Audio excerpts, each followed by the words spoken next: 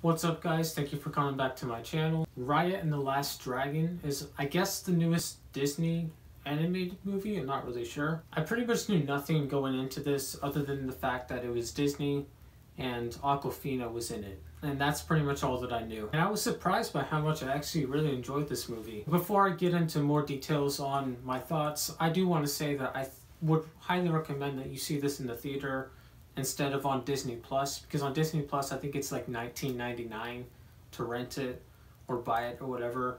Like, you can go to the movie for matinee price for like $7 or $8. Like, it's much more worth it, I think, to just go to a theater and see it. The animation in this movie really enhances that theater experience, I think. And the animation is, I think, easily the most like groundbreaking thing in this movie.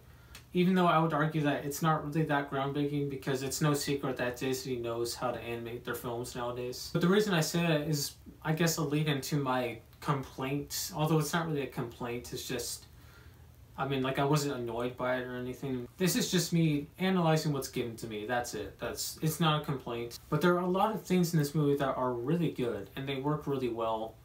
But it's hard for me to find anything that's really great. And that's probably my biggest issue, I guess, with this movie. My biggest flaw is that I wanted more of everything. I wanted there to be more mystery around the main artifact in the movie. I wanted there to be more development for some of the characters. And speaking of the characters, even though I said I could have used more development for them, they were all, I think, pretty interesting for the most part. Awkwafina plays this dragon named Sisu, and she is mainly there at first for comedic relief. That works sometimes, although there were times when definitely I don't think she needed to be such a funny character. Like, she could have been more serious, I think, at times. And she does become a bit more of a serious character as the story goes on and the stakes get higher. So that was good to see. And I really liked the main character, Raya. She was, I think, definitely more of a memorable character than, say, Moana. Going back to the artifact thing that I mentioned earlier, it's like this orb that sort of basically like restores life to people or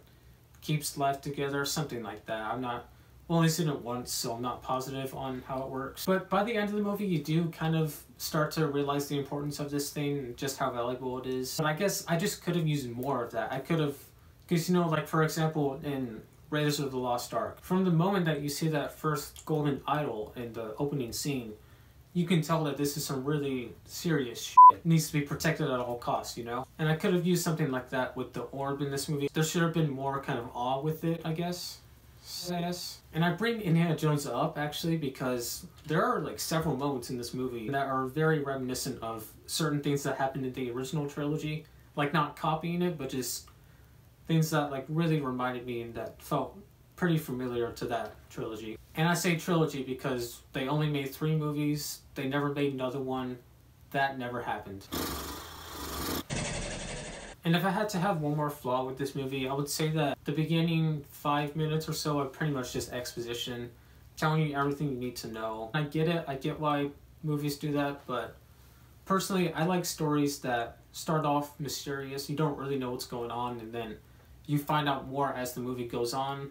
And I just don't really like to be told what's going on at the beginning, like we kind of are in this movie. Again, that's just me nitpicking if I had to find anything else. Like I said earlier, this movie has a lot of really good things going for it. It's got incredible animation, really fun and interesting characters, a really interesting story, great lore. I could definitely see them making sequels out of this, and maybe even some spin-offs with some of the characters. And also, like I said earlier, I cannot recommend it enough. Go see this in the theater. Don't buy it on Disney Plus. That's a total waste of money, I think. I'm gonna give this movie a B+.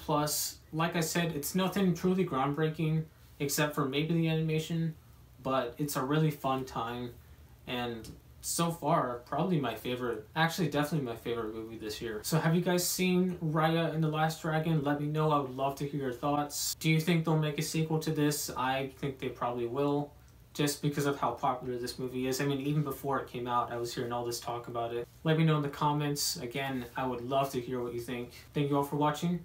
Peace out.